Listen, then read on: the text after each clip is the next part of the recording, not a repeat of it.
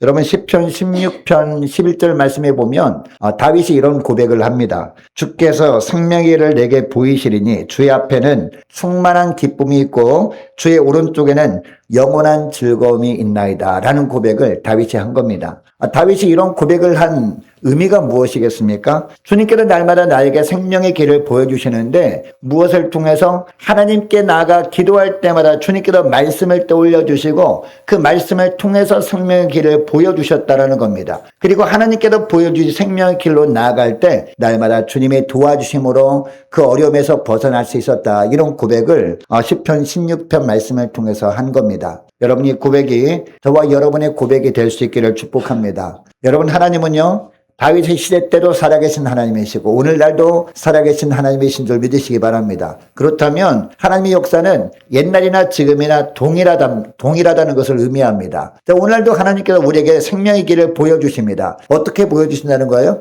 우리가 어떤 문제를 앞두고 어떤 일을 앞두고 먼저 기도하는 겁니다. 하나님 앞에 엎드리면 주님께서 말씀을 주십니다. 그 말씀을 통해서 생명의 길을 우리에게 보여주시는 거죠. 그러면 우리가 그 생명의 길로 나아갈 때 하나님이 날마다 우리와 동행하시고 우리를 도우시고 우리를 붙들어 주시고 우리에게 승리의 축복을 주시는 줄 믿으시기 바랍니다. 자, 그래서 우리는 성경 말씀을 읽을 때마다 단순하게 읽으면 안 됩니다. 성경 말씀 읽을 때마다 자, 오늘은 이 말씀을 통해서 하나님이 어떤 분이라고 나에게 말씀하시나 라는 것을 우리가 찾아야 되는 것이죠. 자, 오늘은 우리가 민수기 22장 말씀이 있지 않았습니까? 민수기 22장 말씀을 통해서 하나님이 어떤 하나님이라는 것을 우리에게 알려주시나 이것을 우리가 찾아야 되는 거죠. 하나님이 어떤 분인가를 우리가 알았습니다. 그럼 그 다음 어떻게 해요? 그 하나님께서 나에게 어떤 말씀을 하시나, 나에게 어떤 생명의 일로 나아가라고 말씀하시나 이것을 알아야 된다는 거죠. 자, 오늘 이것을 우리가 알아보기를 원하는데요. 자, 오늘 본문에 보니까 어떤 내용입니까? 이 모압 왕 발락과 부올의 아들 이방 선지자 발람 이야기가 계속 나오고 있지 않습니까? 이스라엘 백성들이 광야 40년 세월을 다 지났습니다. 40년 세월 다 끝나니까 하나님은 어디로 인도하셨어요? 요단 동편 땅으로 하나님이 인도하시죠. 가장 먼저 만난 족속이 아모리 족속이었습니다. 그 당시에 아모리 족속은요 거인족이었어요. 그 당시에 그 근처 사람들 중에서 가장 그래도 기골이 장대한 민족이 아모리 족속이었다는 거죠. 그래서 아모리 족속과 싸워서 이길 만한 민족들이 거의 없어 보였습니다. 그런데 하나님이 함께 하시니까 이 아모리 족속에 비해서 너무나 몸도 왜소하고 무장도 안 된 이스라엘 백성들이었지만 이 아모리 왕 시온과 싸워서 대승을 거두게 되죠. 자, 그 다음에 이제 어떤 민족이 기다리고 있었나요? 그 다음 기다리고 있던 민족이 바로 모압 왕이었습니다. 모압 민족이었습니다. 자, 그런데 이 모압 왕이 가만히 보니까 이스라엘 민족이 아모리 족속도 이기고 올라오고 있다는 소문을 들은 겁니다. 그래서 덜컥 겁이 났습니다. 두려움이 임했습니다. 이스라엘 백성들과 싸워서 이길 자신이 없었던 거죠. 정확하게 표현하면 이스라엘 백성들과 싸워서 이길 수 없다라기보다도 이스라엘 백성들과 함께 하시는 그 하나님을 대항할 자신이 없었던 거죠. 그래서 한 꾀를 냅니다. 이방 선지자 발람에게 이스라엘을 저주해달라고 부탁을 해가지고 이스라엘 백성들에게 저주가 임하게 하면 되겠다. 이렇게 꾀를 낸 겁니다. 이것을 위해서 이 모압 왕 발락이 어떻게 합니까? 이 발람에게 모압의 장로들을 보내는데 빈손을 보내지 않죠. 뭘 들려보냈어요? 복채를 들려보냅니다. 자, 이때 발람에게 하나님의 말씀이 임했습니다. 어떤 말씀이 임했죠? 처음에는요, 그들과 따라가지 말라라고 하면서 어떤 말씀합니까? 그들은 하나님께 복을 받은 백성이기 때문에 따라가지 말라라고 합니다. 자, 그럼에도 불구하고 이 발람은 어떻게 합니까? 발람의 마음은 변하지 않는 거죠. 야, 이렇게 많은 것을 준다 그러는데 안 따라가면 내가 바보지, 내가 미련한 거지라고 하면서 그런 마음이 있었기 때문에 따라가고자 하는 마음이 변하지 않았습니다. 그래서 하나님께 또 기도합니다. 계속해서 이렇게 하나님께 조르니까 하나님께서 뭐라고 합니까? 따라가긴 하지만 어떻게 하라? 저주하지는 말아라. 이렇게 말씀을 하는 것이죠.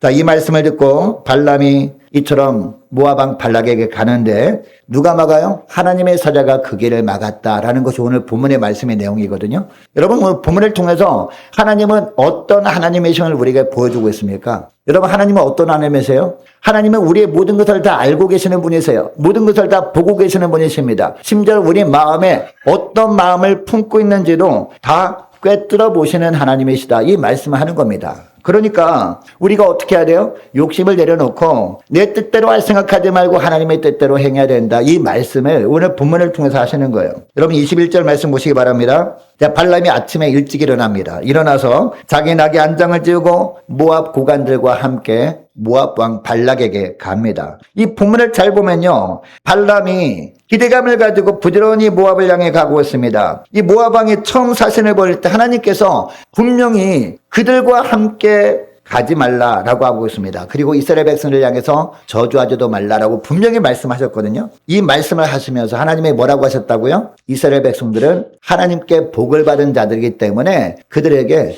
저주에 받아 소용이 없다라는 말씀한 것 아니겠습니까? 예전에도 말씀드렸지만 여러분, 이스라엘 백성들에게 저주한다고 해서 이스라엘 백성들에게 저주가 임합니까? 하나님께 복을 받은 사람들인데 저주가 임할 리가 없죠. 하나님께서 복을 내려준 사람들인데, 그렇다면 어떻게 하기 때문에 저주하지 말라는 거예요? 하나님 보시기에 그들에게 저주가 임하는 것이 합당하지 않기 때문에 그 저주한 것이 어떻게 해요? 부메랑이 되어서 자기한테 돌아오는 거잖아요. 그래서 발람에게 저주하지 말라라고 말씀하셨던 거거든요. 이렇게 하시는 말씀을 발람은 분명히 들었습니다. 만약에 발람이 하나님을 경외하는 자였다면 어떻게 했을까요?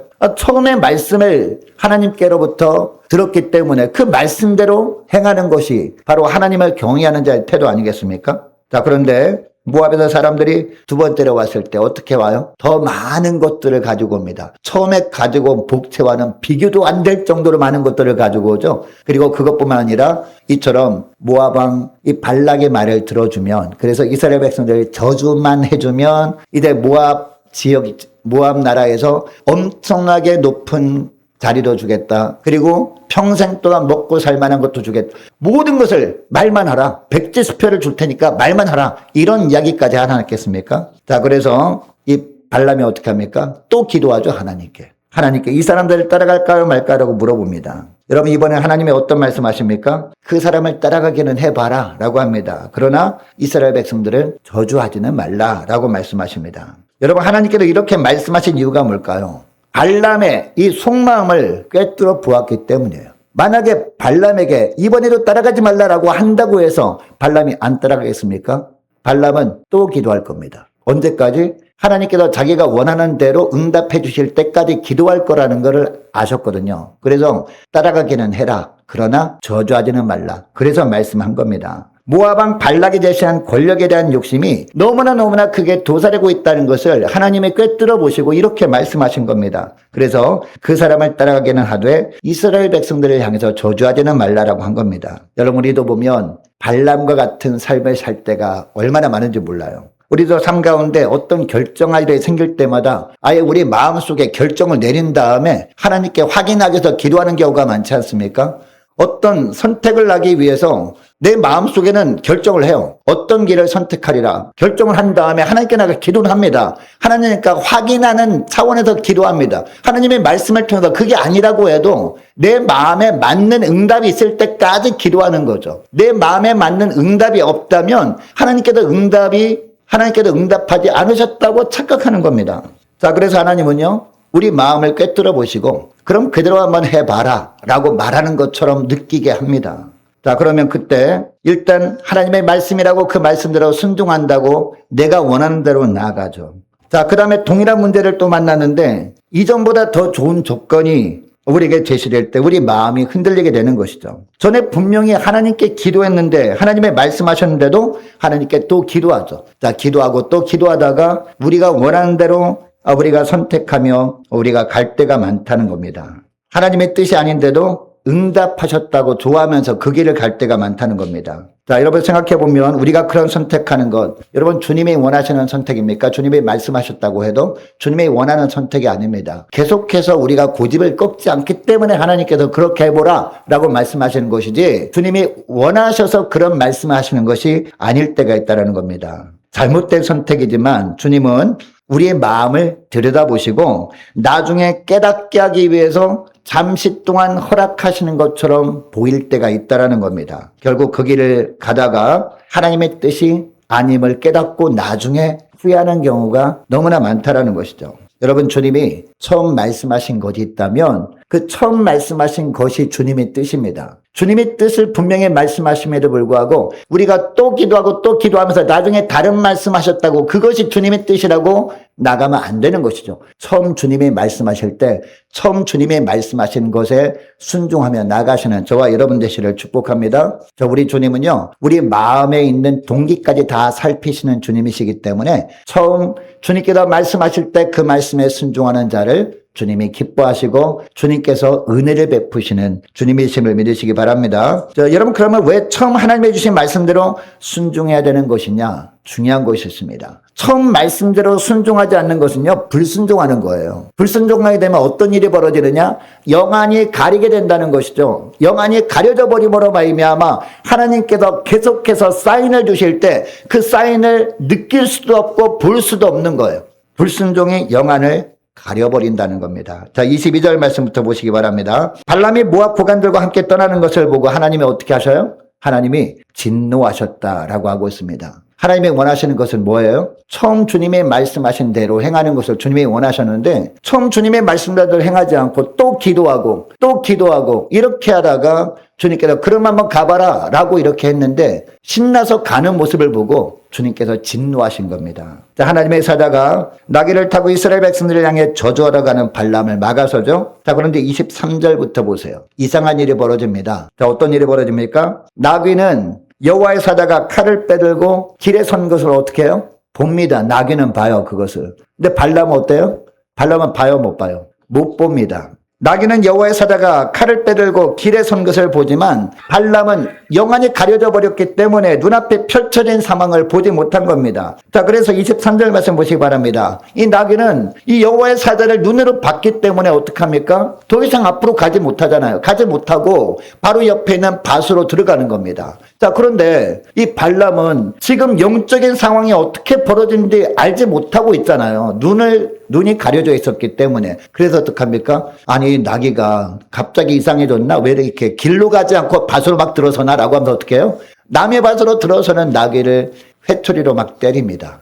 나귀가 왜 그렇게 한 겁니까? 이 길을 가면 안 된다는 것을 안 겁니다. 아니, 여호와의 사자가 가로막고 있는데 칼을 들고 어떻게 그 길을 갑니까? 그런데 발람은 영안이 가려져서 하나님의 사자를 보지 못하니까 나귀에게 채찍질이나 하고 있습니다. 자, 24절 말씀도 보시기 바랍니다. 나귀가 다시 하나님의 사자를 또 봅니다. 이번에는 나귀가 어떻게 해요? 하나님의 사자를 보고 자신의 몸을 담에 대고 발람의 발을 그 담에 짓누릅니다. 나귀는 말을 못하니까 무슨 의미로 이렇게 한 겁니까? 주인님, 이 길은 가면 안 되는 겁니다. 이렇게 이야기한 거죠. 말을 못하니까. 그래도 발람은 깨닫지 못하고 나귀를 또 어떻게 해요? 또 채찍질합니다. 이 발람이. 자, 27절 말씀도 보시기 바랍니다. 나귀의 눈에 다시 하나님의 사자가 또 보입니다. 이번에는 나귀가 어떻게 해요? 아예 그냥 발람 앞에 엎드려 버립니다. 발람이 절대로 앞으로 나가지 못하도록 하려고 그렇게 한 거죠. 앞으로 나갔다가 어떻게 될까요? 여호와의 사자한테 죽임을 당하게 되겠죠. 억지로 가게 되다가. 자, 그러니까 발람은 자기 주인이 죽임당하는 것을 원하지 않았던 거죠. 그래서 못 가게 그냥 앞에 그냥 철퍼덕 주저앉아 버린 겁니다.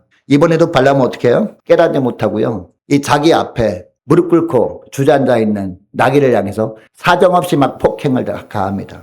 여러분, 이처럼 나귀 눈에 3번이나 하나님의 사자를 보여주신 하나님의 뜻이 뭘까요? 발람으로 하여금 깨닫게 하려고 이렇게 하신 겁니다. 깨닫고 하나님의 뜻대로 할 기회를 3번이나 이렇게 주고 계시는 사랑의 하나님이시라는 겁니다. 그런데 3번이 기회를 주셨는데 여전히 깨닫지 못하고 어떻게 하고 있습니까? 아무런 잘못도 없는 이 나귀를 학대하는 것을 보고 하나님께서 다시 기회를 주세요. 29절 말씀 보세요. 29절 말씀 보니까 하나님이 이번에는 어떻게 하십니까? 처음에는 나귀의 눈을 열어주셨잖아요. 영안을 열어주셨다. 이번엔 어떻게 해요? 나귀의 입을 열어주십니다. 나귀의 입을 열어주셔가지고 나귀를 통해서 말씀하게 합니다. 여러분, 이 정도만 되면 발람도 깨달을 법도 합니다. 나귀는 말 못하는 짐승이었습니다. 그런데 말 못하는 짐승인 나귀가 말까지 하는 것을 보고 전능하신 하나님이 내가 가는 길을 막으시는구나 라고 생각하고 하나님의 뜻에 순종하는 것이 그게 합당합니다. 그럼에도 발람은 끝까지 깨닫지 못합니다. 하나님을 직접 보지 못하면 돌이킬 생각도 하지 않으려고 하는 패역한 모습을 보여주고 있습니다. 결국 하나님은 어떻게 하셔요? 31절 말씀 보니까 하나님이 어떻게 하셔요? 발람의 눈도 열어주십니다. 이 발람의 영안도 열어주시니까 발람이 드디어 하나님의 사자를 보게 되는 거죠. 육신의 눈으로는 결코 볼 수 없었던 영적 세계에서 벌어진 일을 보게 하신 겁니다. 영안을 열어봤더니 기가 막힌 일이 벌어지고 있는 거죠. 하나님의 사자가 칼을 들고 앞을 가로막고 있는 것이죠. 이것을 알게 된 겁니다. 여러분, 발람이 이렇게 끝까지 깨닫지 못했던 이유가 뭘까요? 탐욕 때문에 바로 영안이 가려져 있었던 겁니다. 하나님 말씀에 불순종하는 이 불순종이 영안을 가리고 있었던 거죠. 결국 하나님이 직접 영안을 열어주셔야 보고 깨닫고 있습니다. 여러분, 우리에게도 이 발람과 같은 모습이 있지 않습니까? 이 하나님의 뜻이 아니라는 것을 기록된 말씀을 통해서 분명히 보여주시긴 합니다. 그런데도 불구하고 계속 기도합니다. 하나님이 뜻이 아니라고 분명히 말씀하심에도 불구하고 내 마음에는 원하지 않는 그런 말씀이에요. 그러면 그 말씀이 내 마음에 들지 않는 것이라고 이 말씀은 패스. 그 다음에 또 다른 말씀을 또 주시는데 이 말씀도 내가 원하지 않는 말씀이에요. 이 말씀도 그냥 통과하면서 내 마음에 맞는 말씀을 주실 때까지 기도하는 거예요. 성경 말씀을 또 뒤적이다가 내 마음에 쏙 드는 말씀이 있습니다. 그러면 그걸 어떻게 합니까? 색으로 칠하게 하면서까지 이 말씀이 나에게 주시는 말씀이야 라고 하면서. 근데 예전에 주님께서 이미 나에게 주신 하나님의 뜻이 있어요. 그 뜻은 다 통과해버리고 내 마음에 드는 것만 골라서 그 뜻대로 나가는 것, 주님이 원하지 않는 것 아니겠습니까? 만약 그런 길을 걸어가고 있다면 우리가 바로 발람의 길을 걸어가면서 나는 믿음으로 살고 있어 라고 우기고 있는 겁니다. 하나님 앞에서. 여러분, 그러면 우리를 사랑하시는 하나님은요, 계속해서 그 길은 잘못된 길이라는 사인을 보여주십니다. 주변 사람들을 통해서 알려주십니다.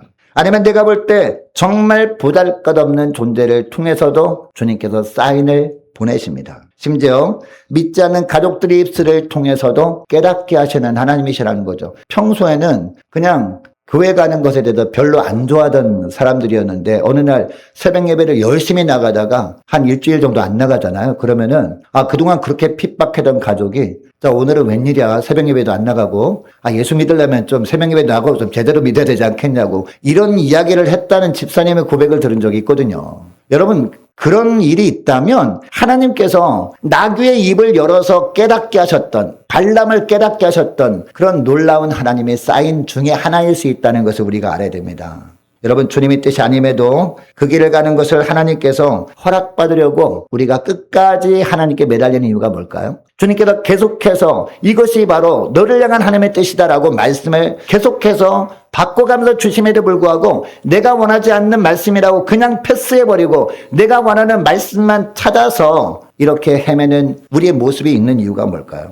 그리고 하나님이 허락하시는 것처럼 보일 때는 마지막까지 포기하지 않고 그 길이 주님이 원치 않는 길임에도 불구하고 끝까지 가려는 이유가 뭘까요? 바로 탐욕 때문 아닙니까? 이 탐욕 때문에 하나님의 말씀에 불순종하는 거죠. 이 탐욕과 불순종을 우리가 내려놓지 못하면 어떻게 해요? 영안이 열릴 리가 없다는 거죠. 영안이 계속 가려버림으로 말미암아 주님께서 계속해서 사인을 보내주실 때 그 사인을 볼 수 없는 겁니다. 느끼지도 못하는 겁니다. 이런 탐욕이 우리 영혼을 가려버리는 겁니다. 결국 주님께서 직접 보여주시고 직접 들려주셔야 포기하는 너무나 연약한 모습을 하나님 앞에 보여드릴 수 있다는 겁니다. 아무쪼록 여러분 안에 어떤 욕심이라도 조금이라도 있다면 그 욕심 내려놓을 수 있기를 축복합니다. 불순종하는 모습이 조금이라도 있다면 이제 불순종하는 모습 내려놓고 주님께서 내가 원하는 말씀이 아니라 할지라도 주님께서 이것이 너를 향한 하나님의 뜻이다라고 하면 그 말씀대로 순종하며 주님께서 주시는 생명의 축복을 풍성히 누리며 지내시는 저와 여러분 되시기를 축복합니다. 자, 오늘 발람과 이 나귀 이야기를 통해서 하나님께서 우리에게 주시는 교훈이 뭘까요? 교훈은 다른 것이 아닙니다. 약해도 쓰임받을 수 있다라는 것을 주님이 말씀하시거든요. 다시 23절부터 보시기 바랍니다. 하나님께서 발람을 깨닫게 하기 위해서 무엇을 사용합니까? 나귀를 사용합니다. 여러분, 나귀는 그 당시 어떤 짐승이에요? 사람이 부리는 짐승에 불과합니다. 그런데 하나님은 발람이 하도 불순종의 길을 가려고 하니까 이런 나귀까지 사용하는 겁니다. 나귀에게 영적 세계를 볼 수 있도록 허락해 주심으로 말미암아 그래서 이 나귀가 눈으로 보고 그 길을 가지 못하도록 하게 하고 또 나귀의 입까지 열어주심으로 말미암아 주님께서 이 발람에게 주시는 말씀을 전하게 하시는 그런 하나님이셨다라는 겁니다. 여러분, 이처럼 하찮은 짐승이라도 하나님의 손에 붙들리니까 하나님의 도구로 쓰임받고 있는 것을 보게 됩니다. 발람은 나귀의 행동을 보면서 하나님의 뜻을 알아야 했습니다. 나귀가 하는 말을 하나님의 음성으로 들을 수 있어야 했습니다. 여러분, 나귀도 사용하시는 하나님이십니다. 그런데 우리는 어떤 생각을 합니까?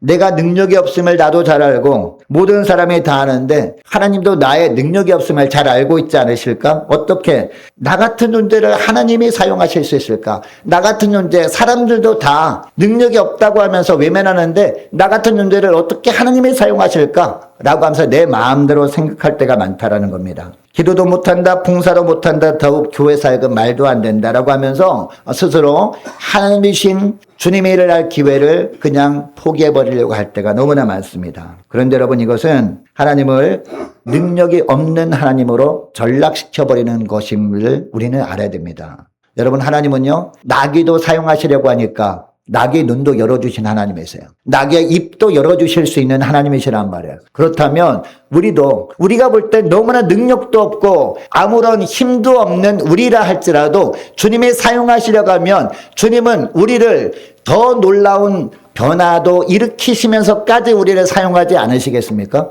이것은 우리가 알아야 된다는 거죠. 주님은 말씀하십니다. 너희가 아무리 못났어도 나귀보다 못하냐? 이렇게 말씀하지 않으시겠습니까? 여러분, 나귀도 사용하신 하나님이시라면 이 땅에 주님께 쓰임받지 못할 인생은 단 한 사람도 없다는 것을 믿으시기 바랍니다.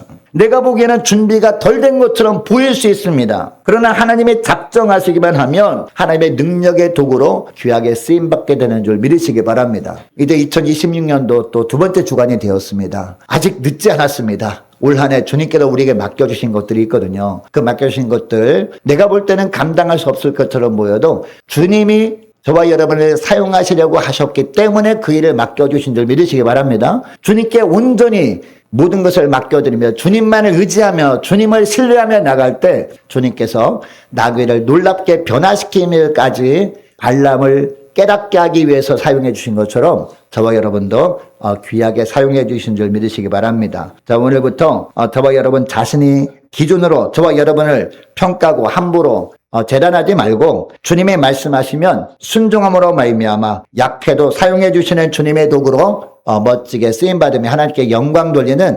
2026년 한 해 될 수 있기를 축복합니다. 자, 기도하겠습니다.